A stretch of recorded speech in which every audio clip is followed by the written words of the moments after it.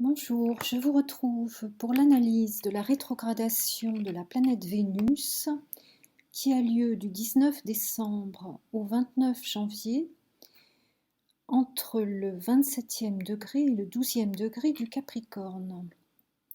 Alors durant cette phase, le mouvement apparent de la planète vu de la Terre semble effectuer un recul, même si en réalité elle ne recule pas. Et sur le plan symbolique, ça correspond à un réexamen, à une remise en question, à une redéfinition des valeurs qui sont associées à cette planète, c'est-à-dire Vénus. Et on le sait, la planète du Taureau représente nos biens, nos possessions. Donc notre première possession la plus importante, c'est bien sûr notre corps, l'intégrité de notre corps, notre santé, notre façon de se nourrir, de prendre soin de nos besoins. Au-delà, on a aussi les possessions matérielles, l'immobilier, la façon dont on gère ses biens. Et enfin, Vénus représente également l'apparence, l'image de soi, le sens du beau, donc tout ce qui relève du domaine artistique, mais aussi ce que l'on aime, la façon dont on aime, nos attachements, la façon dont on définit ce qui est bon, ce qui est juste, donc nos valeurs. On a là un champ très large de significations qui vont être brossées, interrogées, modifiées, parfois radicalement, tout au long de cette rétrogradation et même au-delà. Et à l'impact de cette marche rétrograde vont s'ajouter les rencontres que va faire Vénus au cours de ce long voyage en Capricorne qui dure jusqu'au 5 mars. Et on va avoir 3 conjonctions de Vénus à Pluton qui vont décupler l'importance des questions qui se posent concernant la valeur de nos engagements, de nos possessions, de nos liens affectifs. Et durant ces passages, donc les 3 rencontres de Vénus et de Pluton vont remettre sur le tapis les mêmes questions même de façon obsessionnelle, étant donné que Pluton est lié à la mise au jour de problématiques cachées.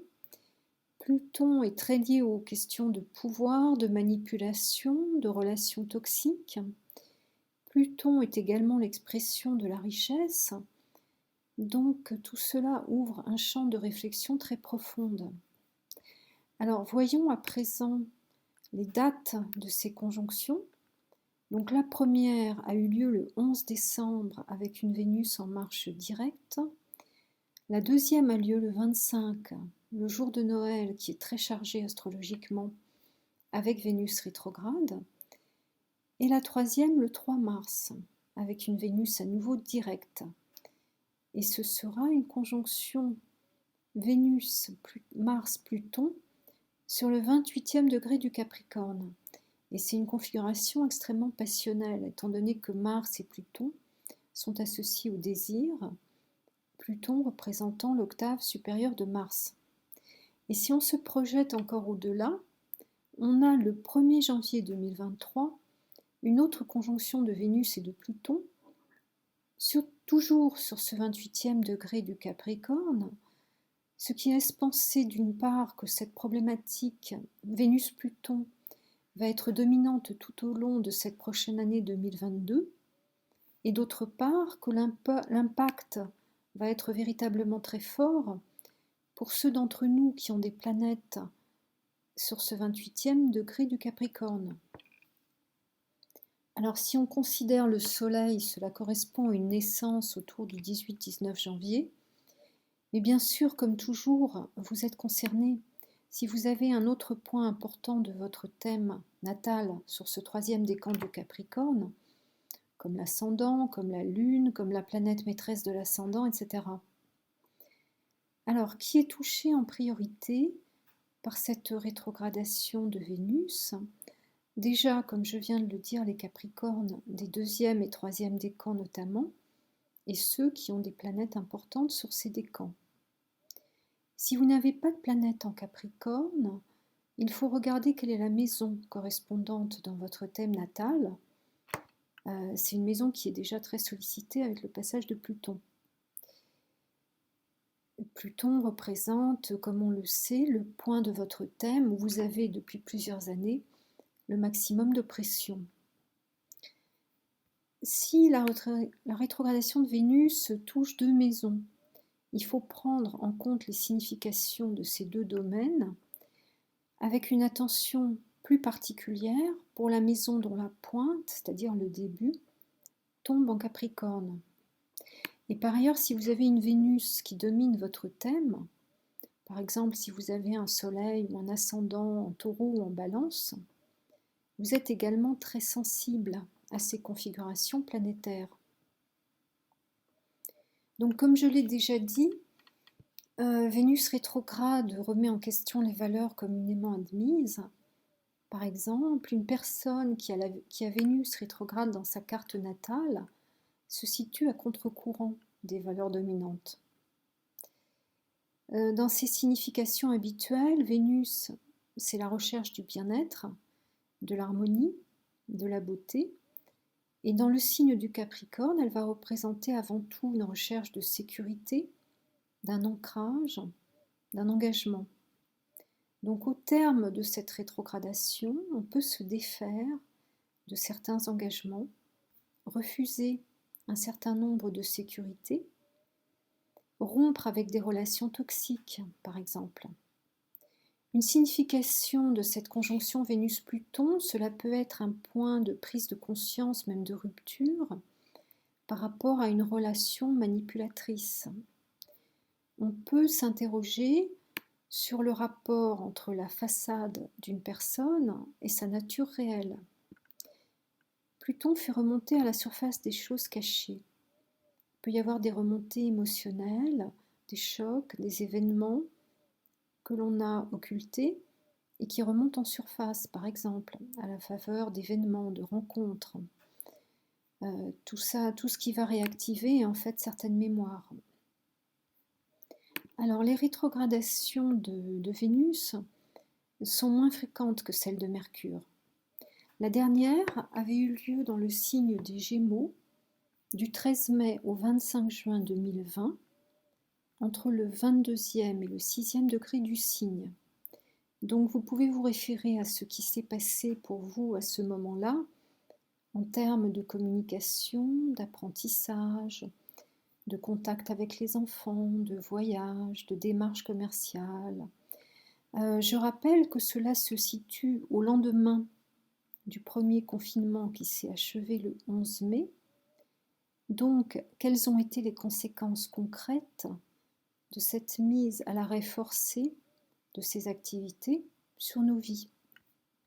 Et si on veut remonter plus loin dans le temps, on peut se référer à la dernière rétrogradation de Vénus en Capricorne, et c'était du 21 décembre 2013 au 31 janvier 2014, entre le 29e degré et le 14e degré du Capricorne.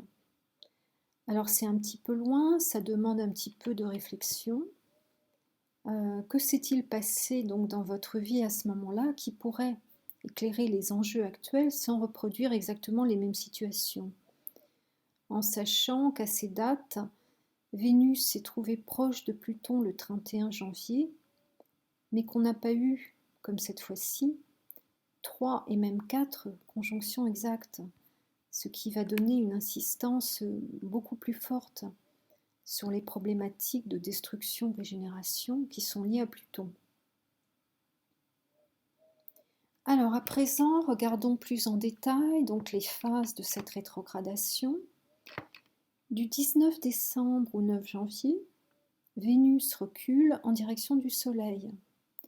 Ça peut être une période de malaise plus ou moins latent, d'interrogation concernant certaines personnes.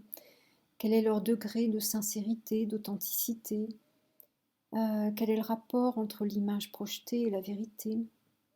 Cela peut être une période de réflexion concernant nos investissements financiers ou concernant la manière dont on prend soin de sa santé ou la manière dont on se nourrit par exemple. Le 25 décembre, on a la fameuse rencontre entre Vénus et Pluton qui va donner une intensité très particulière au plan relationnel. Le 29, on a Mercure également en Capricorne qui rejoint Vénus. Donc certainement des nouvelles, des rencontres, des choses importantes qui peuvent être dites à ce moment-là. Souvent avec Vénus rétrograde, on a un retour de personnes qu'on a connues dans le passé.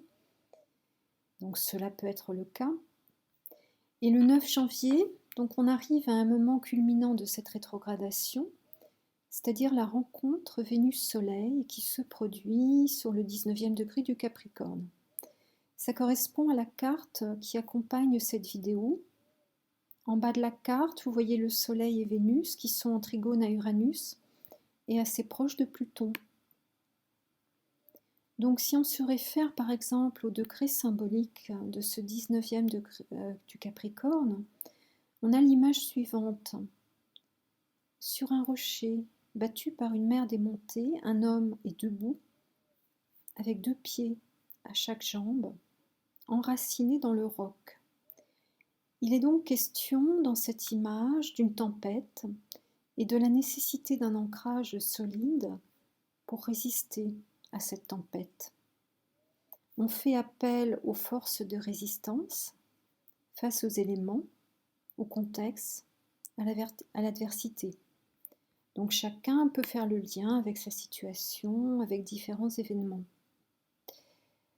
Et c'est le moment culminant du cycle. Pourquoi ? Eh bien parce que le Soleil éclaire Vénus et donne une nouvelle lumière sur les enjeux d'une situation. Potentiellement, c'est un moment d'éclaircissement, de prise de conscience. Donc si on s'interroge sur une décision à prendre concernant une question affective ou financière, pour ne prendre que ces exemples, on peut avoir des éléments d'éclaircissement.